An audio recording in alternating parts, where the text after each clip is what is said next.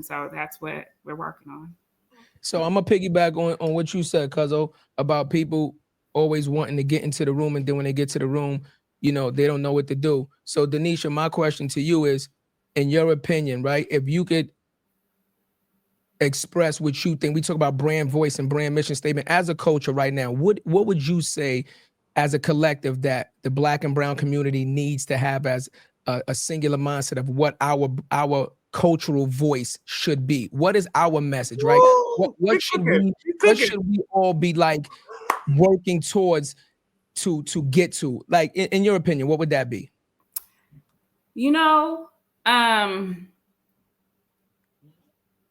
I want to see more of like the Black Panthers and the Young Lords. I want to see more of that. Black Week was a great example of that, but like, how can we come together and be more united and have these type of discourse openly with ourselves so that we get on the same page? Because I think before we go making demands of others, what are the demands that we have of ourselves?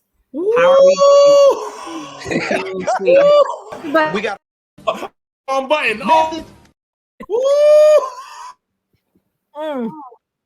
No, real talk. Like, what are we? We got to get in the mud a little bit and have some of these conversations. They might be tough, but we need to make sure, like, it's.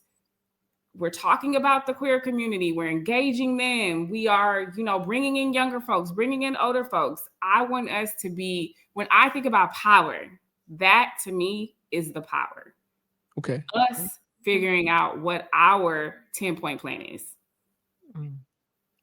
Oh, I love it. So now the next part to that has to be accountability. Correct. What are we going to do when we put people in positions of power, or they get to positions of power based off of a certain ideology of, I'm supporting this, I'm supporting that, broken promises, etc. We see it every day, and they then do not deliver. How are we going to come together as a culture, and what should we do to start holding these people more accountable for getting to the room and then fucking up the opportunity for people that's going to come behind them? You understand what I'm saying? Or not doing what you were supposed to do when you got to the room. So now we didn't technically accomplish anything. And this, I don't know, I might lose some friends. Wait, gotta get the bell. Hold on. We are 6th or 7th period now. Let's go. Let's go. Do you need a disclaimer first? Because I can. No, I'm good. I'm gonna keep it a buck. A message hopefully will be clear. I think that we have taken on characteristics that are not core to our communities. The whole punishment, the whole cancel culture, the whole locking people out. I think we need to interrogate that a little bit more. Now, there are things that should not happen. Harm should not be happening. I just want to say that. I'm not for that. But we got to, again, if someone goes left, how do we reel them back in, get them back on track to do what needs to be done? And that's going to take a special skill set. It may not even be me. I'm not even signing myself up for that. But who are the people that can help us really start to interrogate some of these practices that we've brought into our communities, again, of punishment, again, of locking away, again, of you mess up once, it's over. Is it? Like, how do we teach, and give that person an opportunity to be accountable and go fix the problem? I don't think we need Martins and Malcolms, just one of them. We need many Martins, many Malcolms, many, Ella Bakers, many of them. And so we got to be working on the same page book, though. Can I say something with you? I agree with everything you're saying. The only part I disagree is everybody can't come. That's part of it. Listen, Harriet said, if more people realized that they were going towards liberation, then she would have took more people, right? There you and go. So that's real. But I think we need to give people a chance. No, I'll give people, so to give you our baseline, right? So just on a personal level, if you don't take care of your kids, you can't chill with me. I mean, that's your values. I feel you. You know what I'm trying to say? Like certain things in our community, I'm not giving the. So we're unks now. I'm 36, right? Cause you know what I'm saying? Sister, you about to be auntie, sister. I'm gonna put you up there. You about to be auntie soon. Oh, I was like, I was on that edge. Cut the shit. Again? No, I'm just playing. Aunties and now we're gonna do it. Aunties is crazy. Some people can't come on the ride. Like what I mean by that is like we always say, we have a saying here, you have to choose to be him or her. We have to know what the mission is. You have to choose to be him or her. If you out there doing F shit, are you out there, making our community look bad? If you're being a stereotype, if you're not doing anything to progress your family and progress the whole unit, then you simply cannot come. We've had brother John Graham, Dr. John Graham come through, and we've talked about that. Like, what does the new black community look like? What does the new Black Wall Street look like? What does this look like? And everybody cannot come. Will we give you a chance? Yes, but you cannot. Your history is going to show who you are. I mean, and that's that too. Like, people's actions will prove where they are on the line. And I think once we assess that, that's 1,000%. But I think we need to assess it, and we need to all be kind of operating from the playbook, from the same kind of playbook. I also want to interject. You grow what you're exposed to. 1,000%.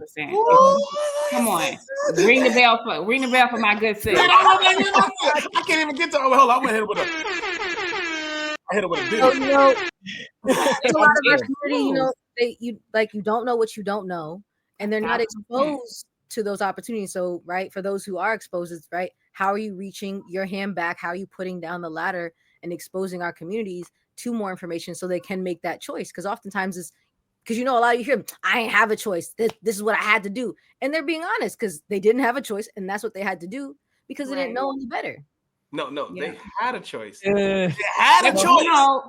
Everything is a choice. Did you have enough information to make an informed decision? There we go. Maybe not. You're right. You pick the side. But my dad always told me people will always do what's in their best interest with the information that they have. And that's part of the problem too. We are moving in individual interests at this point in time. We are not moving in collective interests.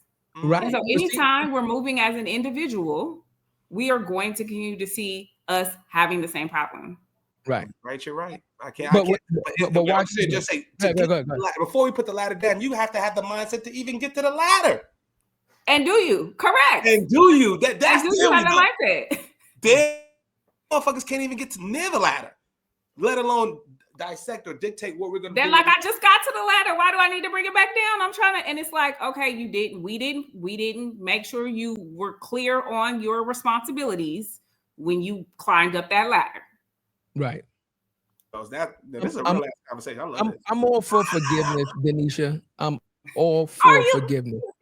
Absolutely not. The way he's a Leo. Let's just put that out there. He is a Leo. He is a big Leo. Oh, okay. Hold on. I know who I'm working with now. All right. Oh, Jesus. Oh, no. I'm all for forgiveness.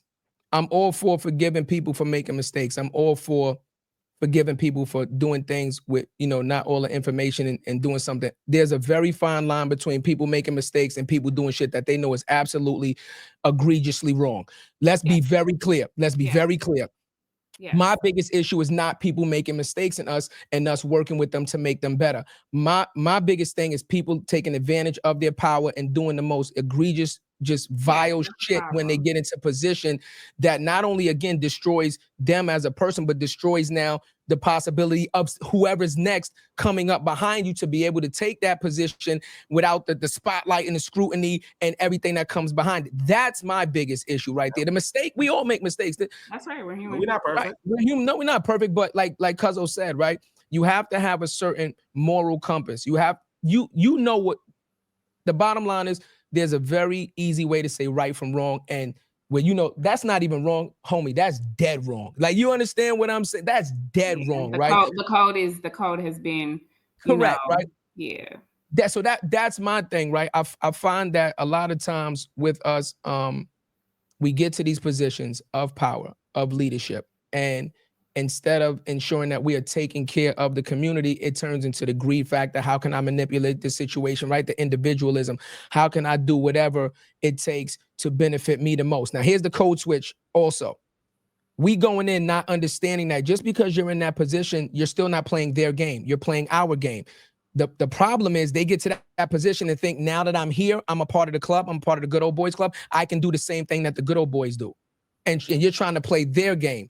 And that's the problem. That's That's the definitely problem. one of the problems. And I think even as you're talking about it and you're kind of storytelling around it, it's also we are thinking in these very limited, there's one spot, there's only one spot. Like I have to get into the spot, then someone else gets into the spot.